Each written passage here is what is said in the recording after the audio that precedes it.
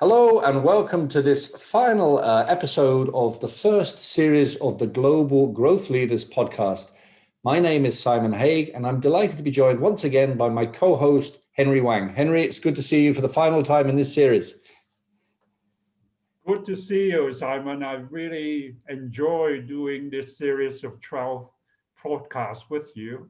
And I think it is amazing to see the interest and global response by people. I think they really felt that with us, the theme of East-West understanding and international collaboration. I'm very glad about all the follow-on project that we are going to do.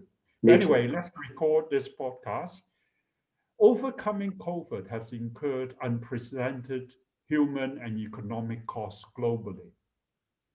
Unlike prior economic crises, which are normally caused by financial bubbles, economic or monetary policy mistakes, the current crisis is a global pandemic caused by health and viruses, and then it has serious economic and supply chain, leading to supply chain failures.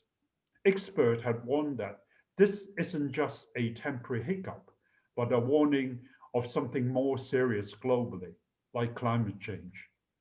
There are some countries pushing for fast recovery and return to business as usual with some quick fixes. However, there are also many strong drive from various global leaders with longer-term vision to build back better with sustainable improvements. A good example is the recent call by the United Nations, World Economic Forum and the G20, B20 on building back better post-COVID with sustainable improvements.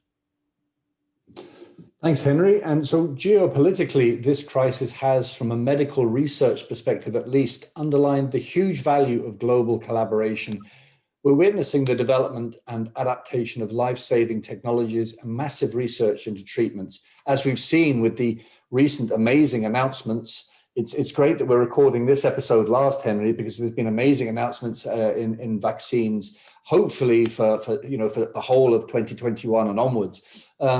We're experiencing perhaps not seen before, at least since the AIDS crisis of the 1980s, sharing of scientific journals, genome sequencing data, and clinical trials, bringing together thousands, if not tens or hundreds of thousands of scientists, medics, companies, and researchers globally.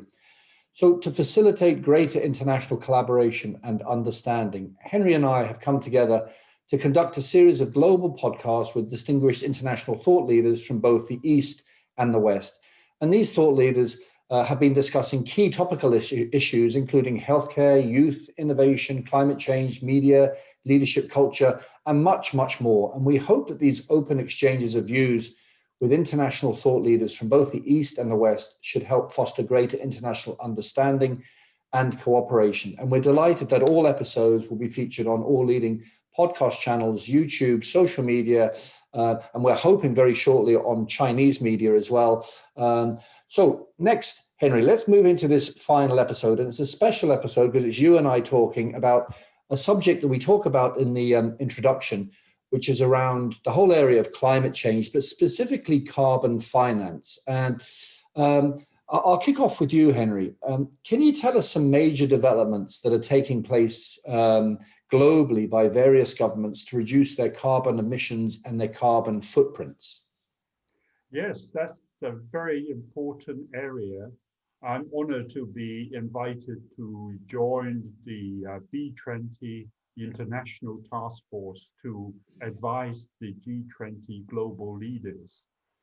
And we all agreed, I've been working with global CEOs, leaders, and international experts for the last 12 months on the key important area of energy, climate change, and sustainability. And we all agree that climate change is really going to be the #1 problem that is facing all the countries in the world post-COVID.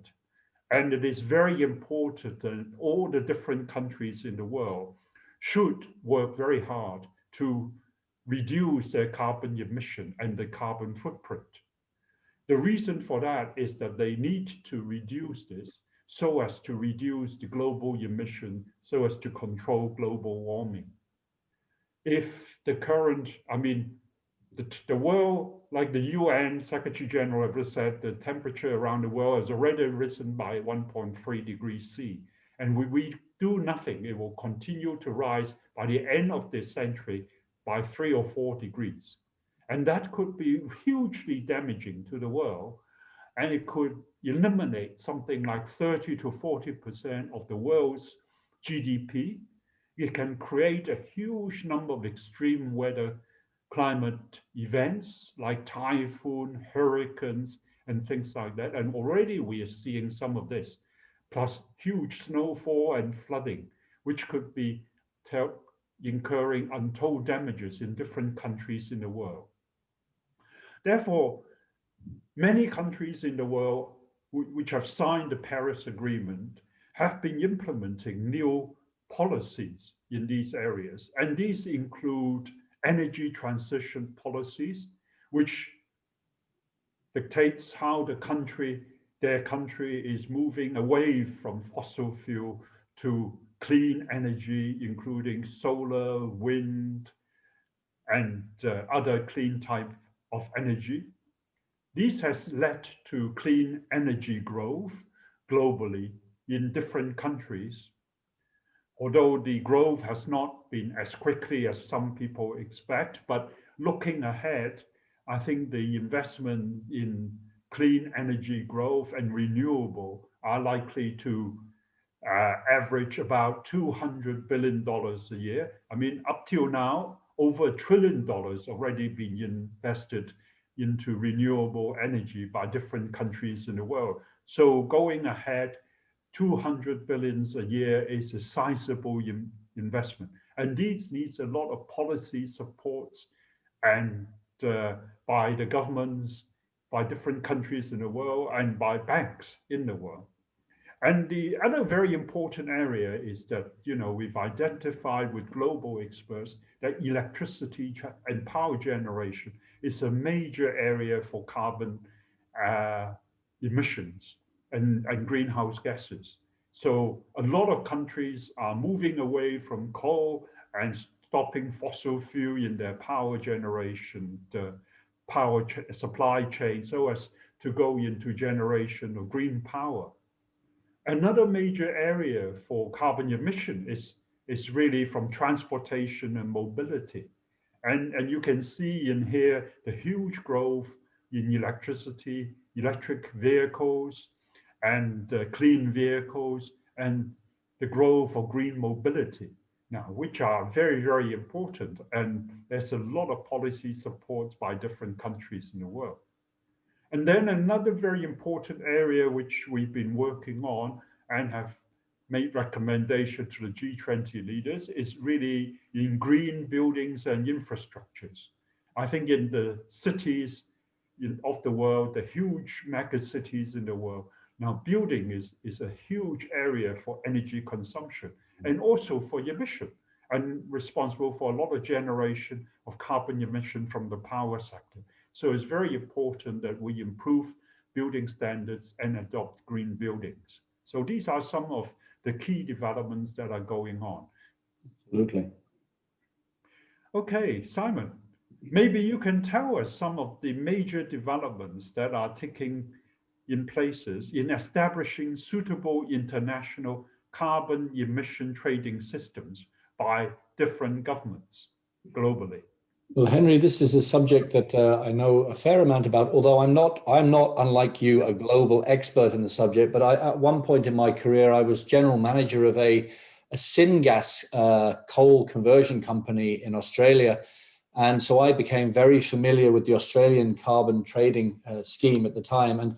But just to set the scene, really, I've done a fair amount of research, and I've looked at the World Bank Group, and I didn't realize that as recently as last year, there is something like 37 billion tons of CO2 in the atmosphere, which broadly equates to nearly 5 tons per person, and which sounds, a significant amount. And as you said, action is really rapidly required. And the good news is, since the Paris Agreement was adopted in 2015, I think something like 189 countries have submitted national plans. And I'm personally very happy that Biden has said that one of the first things he does, I think in his first day in office, is going to come back and re-sign back into the Paris Accord.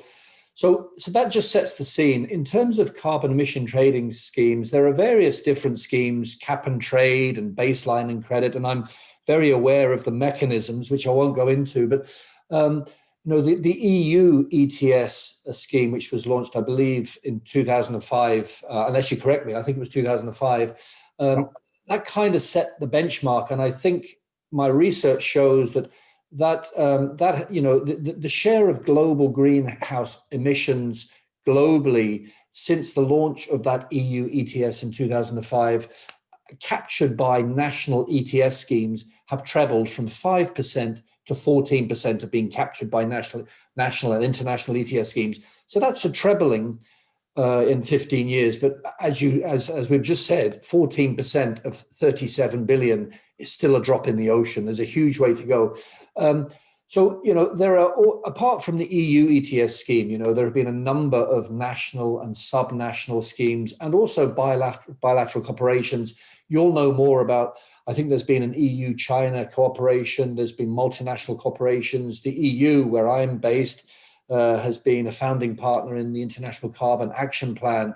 So plenty of action. And I'm just back at you, Henry. In terms of China, I know China is very, very ambitious around carbon emission trading. I don't know whether this is something you'll talk about later, but what is China? I mean, China's plan must be huge. I hear about a 2060 target. Does that relate to carbon emissions trading scheme, or is that just much broader than that? No, it's a very good question, Simon. And carbon emission control is a very key part of the plan that President Xi Jinping has talked about, first to the United Nations and recently in the Climate Ambition International Forum by global leaders, when President Xi Jinping announced that China has now a new target of achieving carbon neutrality by 2060. And a key part of that is that they have been testing carbon emission trading schemes in China for a long time. I was lucky to be, when I was the director for one of the international energy companies in China, I was invited to join the bilateral UK-China carbon working group, and where we start talking about carbon emission trading, which is about 20 years ago, And then they have undertaken the pilot carbon emission trading systems in 6 big cities in China, including like Shenzhen, Shanghai. These are really mega cities. And these have been very successful, and they have also assimilated international know-how, talked to great international experts around the world. And now they are moving on to make this a national scheme. Although they are introducing it in a slow, stepwise manner by targeting certain polluting industry first, like the power industry. And this is something which I've written in my last book on climate change, and I will be writing more about this in the sort of new book that I'm going to be publishing next year on the climate change and carbon neutrality, which is now really top priority for policy leaders around the world.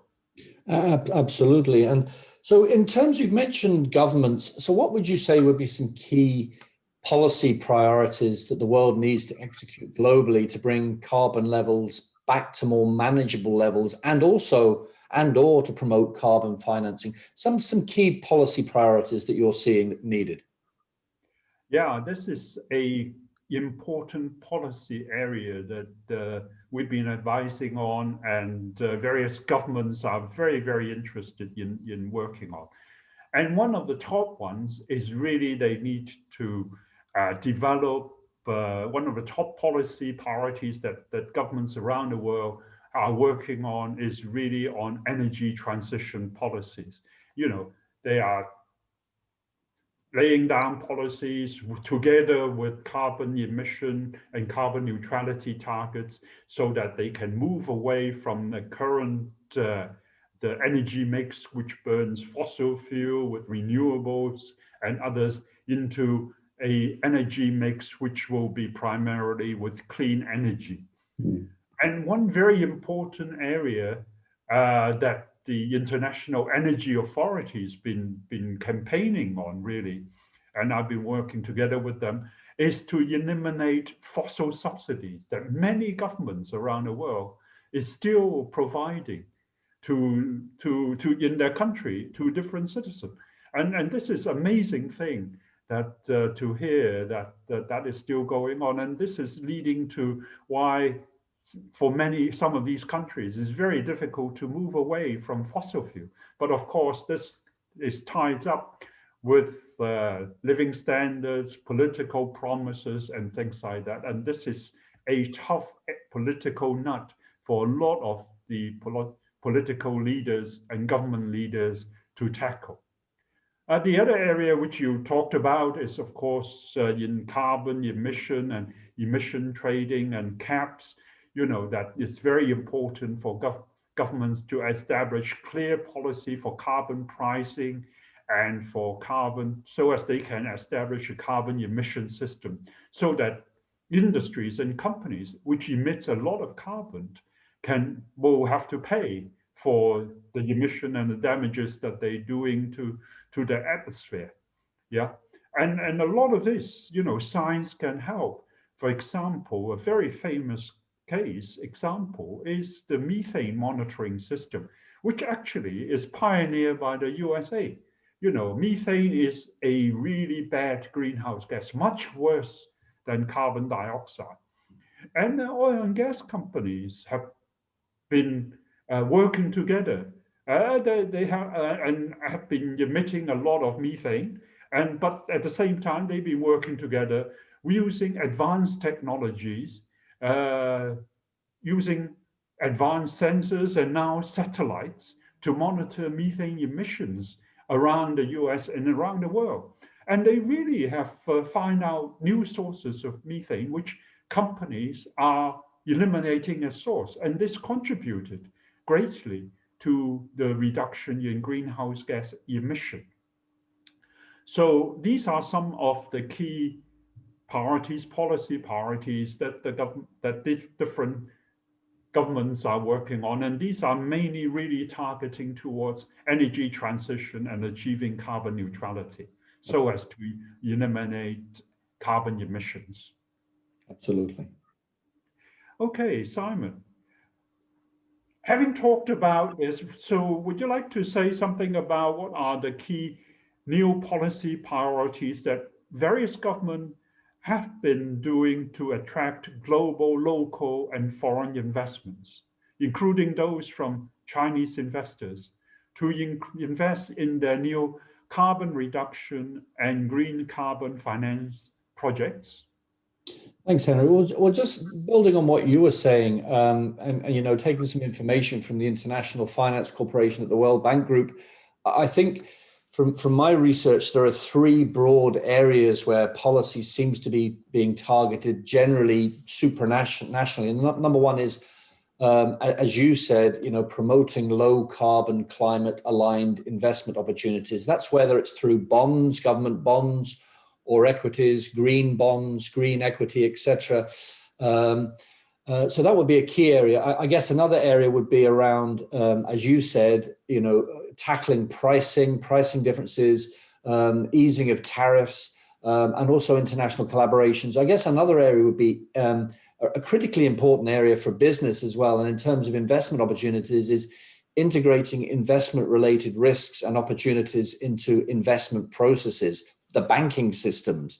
And I've seen you present at Imperial College London to a group of young, amazing students around different, you know, developing new finance mechanisms to assist grease the wheel of climate, climate reduction through, various mechanisms around finance. And then the third area would be a big area would be phasing out investments in thermal coal globally. And as you said, this brings some political challenges for developing countries.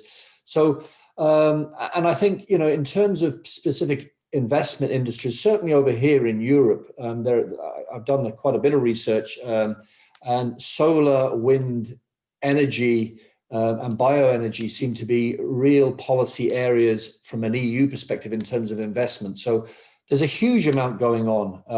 To be honest with you, as somebody who's not an expert, you're the expert, getting my head around this whole space, because there are so many different strands. When you talk about climate change and mechanisms to combat it, I don't know whether you want to expand on this, but for the beginner, how does the beginner get their head around where to look? Is there a good source for somebody who's very interested in this? And it's important to say this because people will be listening. From beginning, how does somebody understand what this means and build their knowledge? What do you think is the best way? Yeah, well, this is a huge area, and it is a very fast-growing area. Well, when I first was invited to work together, with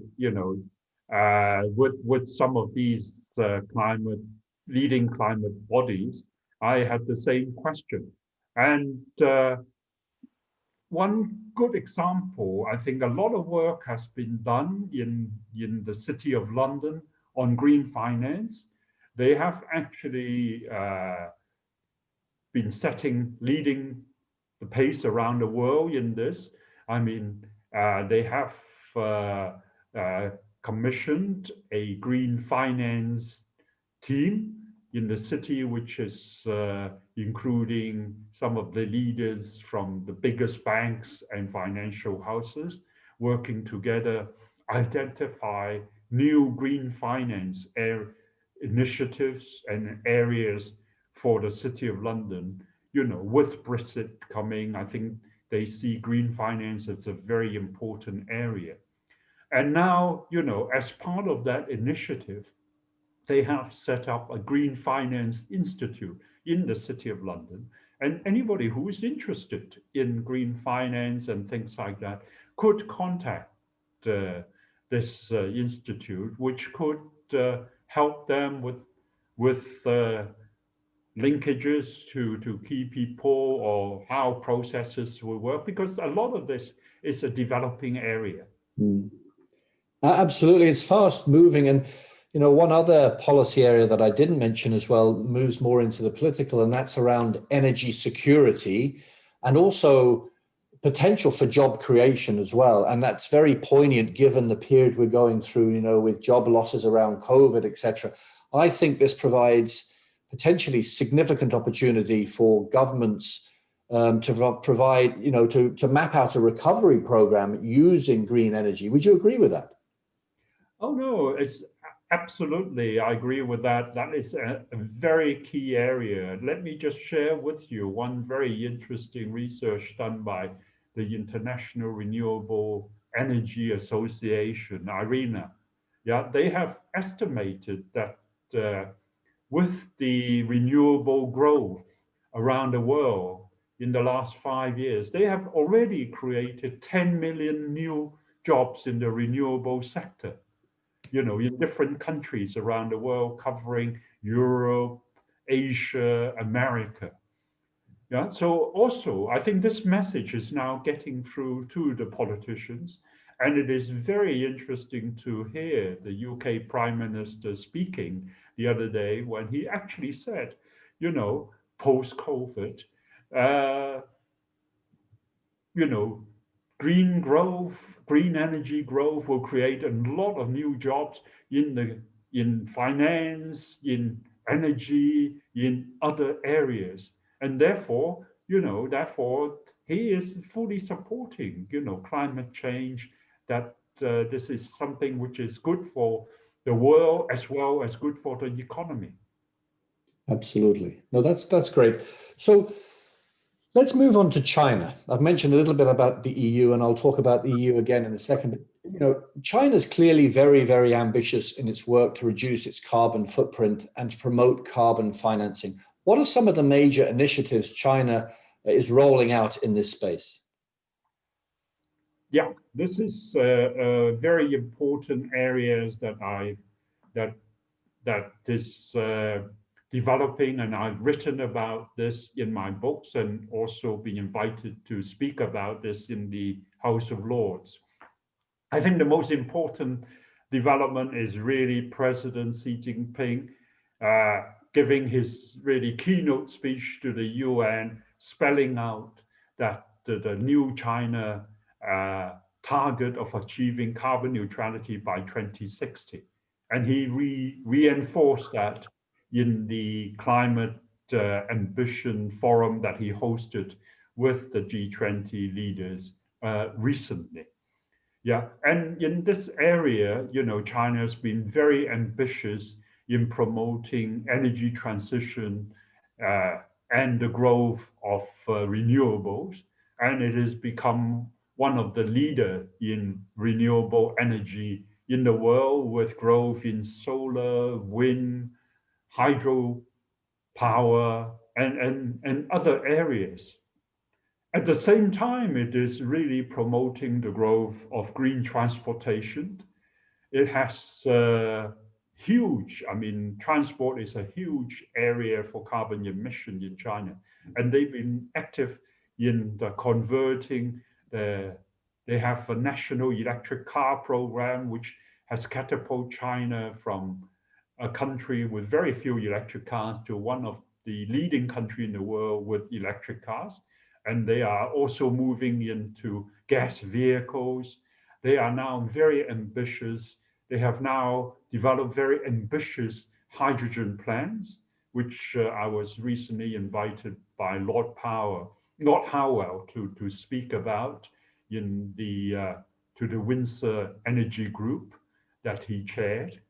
And they have identified actually hydrogen as a very important clean fuel, and they're putting a lot of investment and innovation in green hydrogen.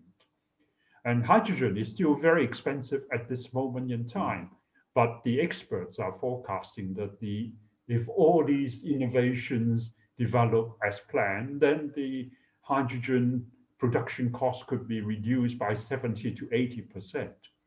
Now, a lot of people may say that is, daydreaming that this is possible. But let me share with you a good example. 10 years ago, when people talk about renewable, solar, wind, that was very, very expensive. And today, after 10 years of innovation and developments around the world, the International Renewable Energy Association has reported that the cost of renewables have actually reduced by 70 to 80% in 10 years. And to such an extent that some of the renewable energy is already more cost competitive than fossil fuel, like wind. Onshore and offshore wind is now cheaper to generate electricity than using gas or fossil fuel. And in another 5 years, they forecast that all the renewable energy will be cost competitive against fossil fuel. So that's great news for energy transition and moving into clean energy. Absolutely. Thank you. Okay. Now, Simon, having talked about China, Europe and Ireland are also very ambitious in their work to reduce its carbon footprint and to promote carbon finances. Maybe you can share with us some of the major initiatives they are rolling out in this area, and also how can investors from outside Europe and Ireland, like from China and from Asia, participate and invest in this? Absolutely. Well, it's a huge area. And again, I've actually spent quite a lot of time researching this. I didn't realize how many opportunities, but the broad areas are, you've mentioned the elimination of fossil fuels. So the whole area of alternative energy is a massive area. And I'll give you one example, Ireland, and I didn't realize this until I researched it, but currently there are 82 renewable energy projects that have been given the green light by the Irish government under what's called the Renewable Electricity Support Scheme. And these are available for opportunity. 63 of these, believe it or not, are solar farms. Now, you wouldn't think that of Ireland, because Ireland's a little rock in the middle of the Atlantic, very windy, and a lot of people think a lot of rain, but you still have solar generation coming through the cloud, So 63 of those schemes are solar and 19 are onshore wind farms. There's something like $1.5 billion of Irish government allocation, thousands of jobs. And the Irish government are planning a lot of public-private initiatives. So the Irish government actually aims to see 70% of its electricity provided by renewable sources in the next 20 odd years, which is extremely ambitious. But when you think the west coast of Ireland is the windiest place on the planet, it's a very untapped resource. So that's the Irish government. In terms of the EU generally, I've mentioned renewable energies, but also emission caps, methane monitoring, carbon tax, and obviously the EU ETS that came out in 2005. I understand that, again, my research suggests that 45% of the EU's emissions from power, aviation, and industry are now covered underneath the ETS in the EU. So nearly half. I think that the EU has just signed an agreement with the Swiss ETS in January of this year, and about 60 billion euro of revenue has been raised through the ETS. I think the fourth trading scheme for the ETS, the fourth phase, is due out next year. So there's huge opportunities. In terms of investment as well, there's 1 billion grants available right now. I had a look at the EU website, Commission website, for all sorts of investment into energy, industrial processes, agriculture, waste elimination, etc.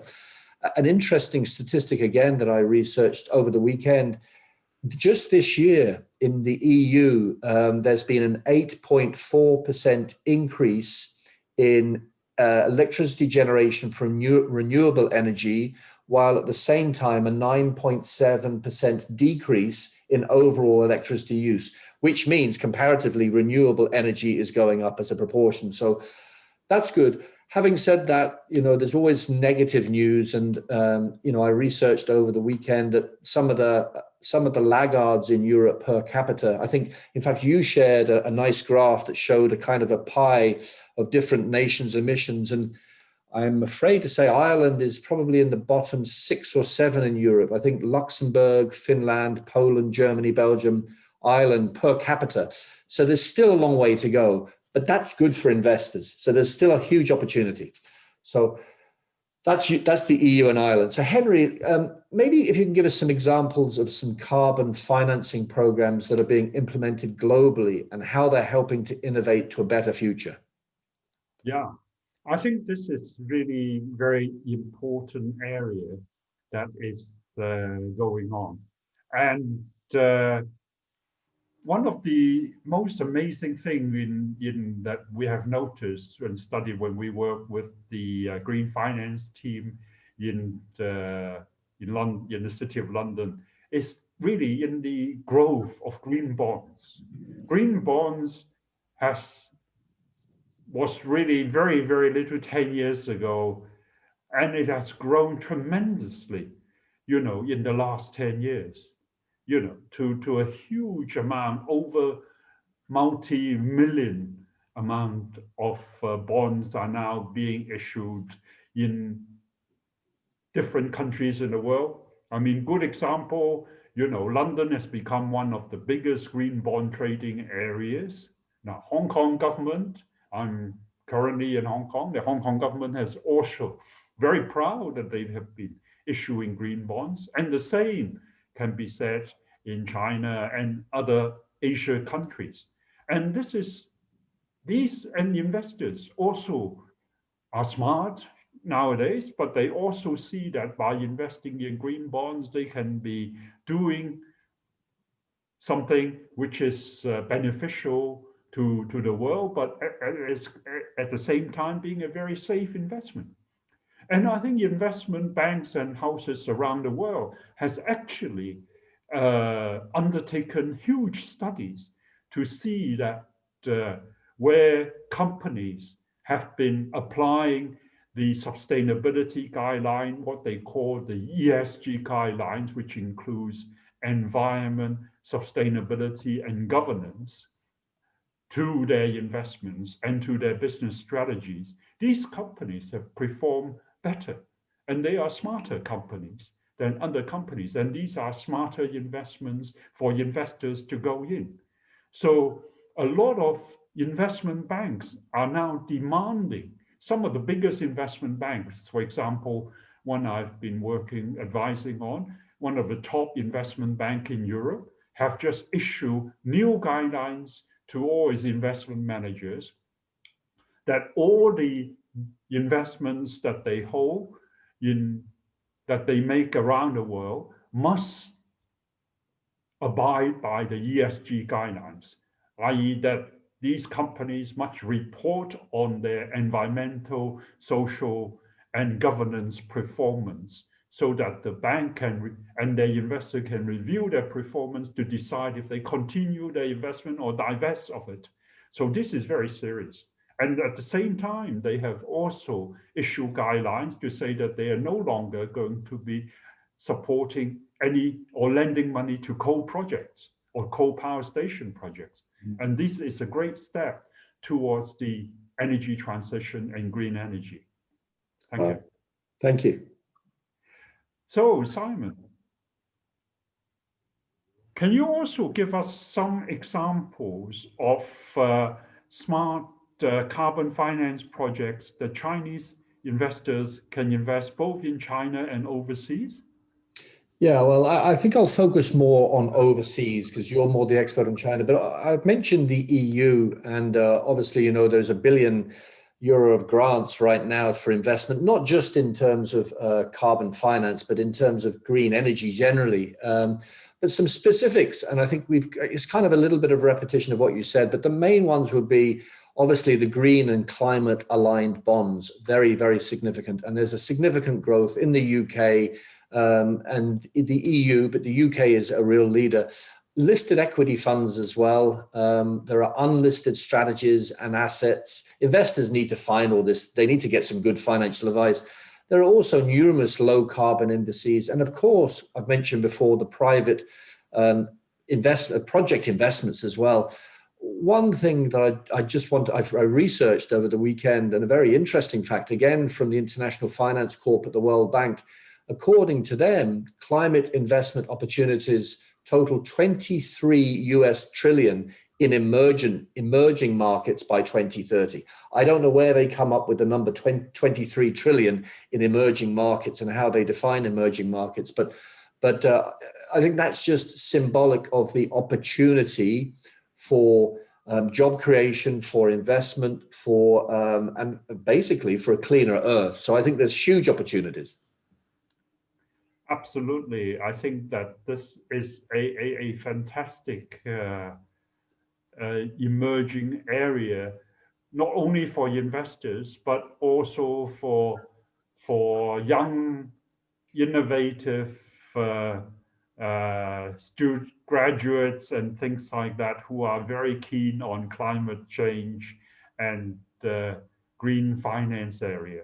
And you mentioned Imperial College. I was invited to lecture there to the very bright students, and you were able to join me in one of these lectures. And some of these bright ideas that the students are coming up with are just really amazing and would be very beneficial for the world. No, I agree. And I meet, as you do, amazing young entrepreneurs, and a shout out for one over here who has created a company called ENSO Initiatives, ENSO, which stands for Environment and Social. And he's asked both of us to be involved in advising when this gets launched next year. But the business it's just a simple premise of connecting small businesses to providing charitable donations or some sort of philanthropy to good causes around environment and social issues. And he's got some major organizations supporting this. So I'm always amazed at this smart the smart thinking and the drive of some of these young entrepreneurs. It's wonderful.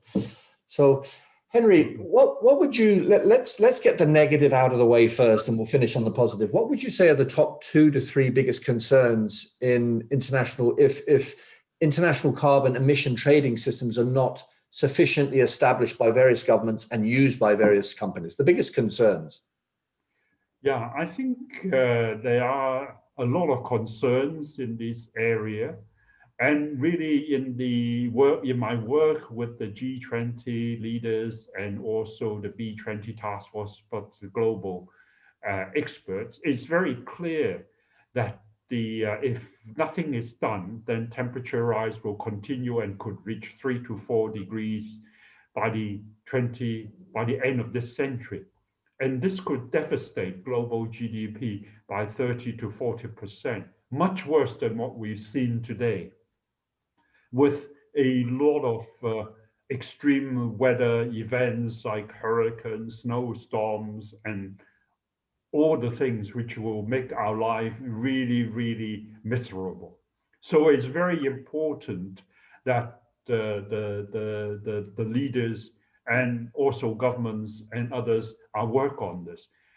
But there are still global leaders who says that they don't believe in climate change and things like that. And that is a big concern of us and G20 leaders on really educating some of the global leaders and the corporate leaders and CEOs so that they understand the facts and don't argue on emotions. Because, you know, a very typical emotive argument is that, if I do these things, and this will devastate my bottom line and my share price will go down and things like that.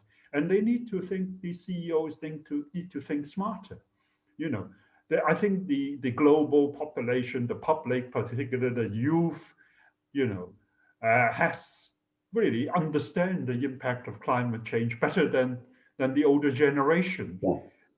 And I mean, a lot of the older generation understand climate change very well. People, like you and me and others, but there are those who are thinking very much about a profit, or driven by greed and driven by profit, and they are really worried about short-term damages to their bottom line. Yeah. And my message to them is, just look at the damages that are being done to the share price of international fossil fuel companies who refuse to adopt climate measures. They have driven, international studies have shown that the share price of oil and gas companies, whilst other new economy companies have risen tremendously in the recovery recently, they have really dropped and not recovered. Whereas some of the smarter CEOs and leaders of oil and gas companies who has adopted clean energy targets and carbon neutrality targets have seen their share price gone up against other companies who refuse to adopt these carbon neutrality targets. So this is time for the CEOs to become smarter and to get on and understand the bigger picture. I agree. Thank you. Yeah. Okay, Simon, having talked about my 2 to 3 biggest concern, what are your 2 to 3 biggest concern if international carbon emissions trading systems are not sufficiently established by various governments and used by different companies? Well, I think that the first one is, obviously, the effects of not tackling the stuff you've mentioned around extreme weather and flooding, the Arctic, oceans, acidity, temperature rise 3 to 4 degrees, and Australia, a place close to my heart. The extreme fires there this year. So there's huge ramifications, and I think my 2 or 3 biggest concerns. Number one would be the corporate space, as you said. for a couple of hundred years, certainly in the West, companies have been ruled by their annual statements, and I think companies really now need to start thinking more in terms of a bit like the Chinese model, more about 5-year terms rather than just annual incremental statements. And I fear that until, and again, the separate point that you mentioned, a generational thing, I think until some of the older generational C-suites move on and are replaced by some of the younger generations, I think I would have some concern that some of those older companies might not get it. I think the second space then is, without getting into politics though, is potential flare-ups from a macroeconomic perspective globally. That would be another concern. And I guess another one would be, maybe COVID as well has, is going to, it's sending economic ramifications around the world. And to what extent, a question I would have is, to what extent will that allow governments to open up or reduce tariffs or barriers to growth in renewable energies? Or do you think governments are going to focus some governments more on just survival and short-termism? So I think they would be my biggest concerns, Henry. But I do, and we'll come on to optimism in a second, I do remain optimistic. So just finally, are you optimistic about the future of carbon finance or not? And can you give us some examples of why you think the way you do? Yeah, in the short term, I am optimistic about the growth of carbon finance and also emission reductions.